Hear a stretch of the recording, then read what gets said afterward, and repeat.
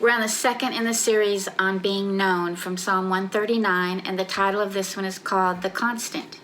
Psalm 139, we're moving on to verses 2 and 3, and it says, "You know when I sit and when I rise, and you perceive my thoughts from afar. You discern my going out, my lying down, and you're familiar with all my ways." There was a movie that came out years ago about a guy that could hear all the thoughts of those around him. And one might think that would be a cool superpower, but it's not, because people's thoughts are all over the place. They like us one minute and they think we're weird the next.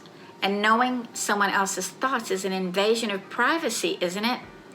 In this passage, we read that God knows when we sit and when we rise, and this means when we're at rest, He knows us, and He knows when we're moving around, and He knows us when we're rising from sitting to standing and from standing to sitting. So could this passage mean that He knows us when we're at rest and when we're working? And what does it mean that He knows our thoughts from afar? Remember the story about the prodigal son? In Luke it says, while he was still a long way off, his father saw him and had compassion on him, ran to him, embraced him, and kissed his son. So while realizing that a person knows our thoughts from afar might bring angst and fear, because our thoughts are usually all over the place, in this psalm, the knowledge that God knows our thoughts envelops us in His arms. He knew the lost son's thoughts when he left his home, ones of independence, turning away from the Father's house. He knew when he sat and when he rose, and He knew his son's thoughts upon the return, ones of guilt, shame, and repentance. In other words, the Father was in the same position when the son sat in his home and when he rose to leave, with arms wide open. That being known is when God knows our hearts and minds that are prone to wander, like that hymn says, and He perceives our thoughts from afar because He's always in the same position, in His house with His arms wide open to receive us and hold us close. How awesome is that? The second part of this passage says He discerns our going out and lying down. It's that daily activity, and that He's familiar with all our ways. Think about the person that knows you the very best, maybe your spouse or a friend, and yet they don't know all your ways. When you're in private and alone in your bed at night, there are thoughts that no one else knows. We often have thoughts of fear and wonder and disappointment that we dare not speak out loud. And even the best of friends is not acquainted with all our ways when we're driving in our cars or at work or on break or in the shopping aisle at the store. Yet God is so close, and He's acquainted with all of our ways.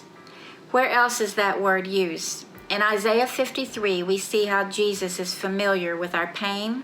He was despised, He bore our suffering, and on Him was laid all of our sin.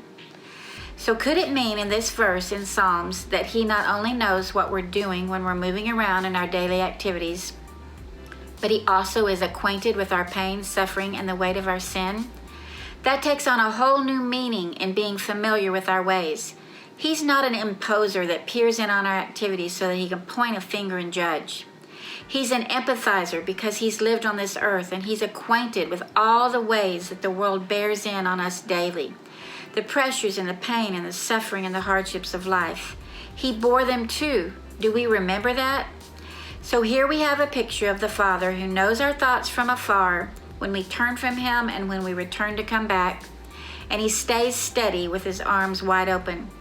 And then we have the picture of someone who's not peering in on us, but who has suffered with us, being well aware of all the ways that have pressed in and caused us pain.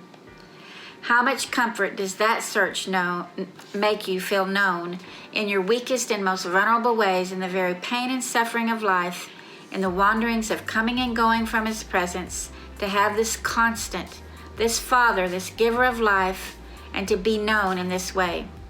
I'd say it's pretty incredible, and something to think about every moment of every day as we melt in His presence and realize the beauty of being known by the constant love that never fails and is present with us at all times.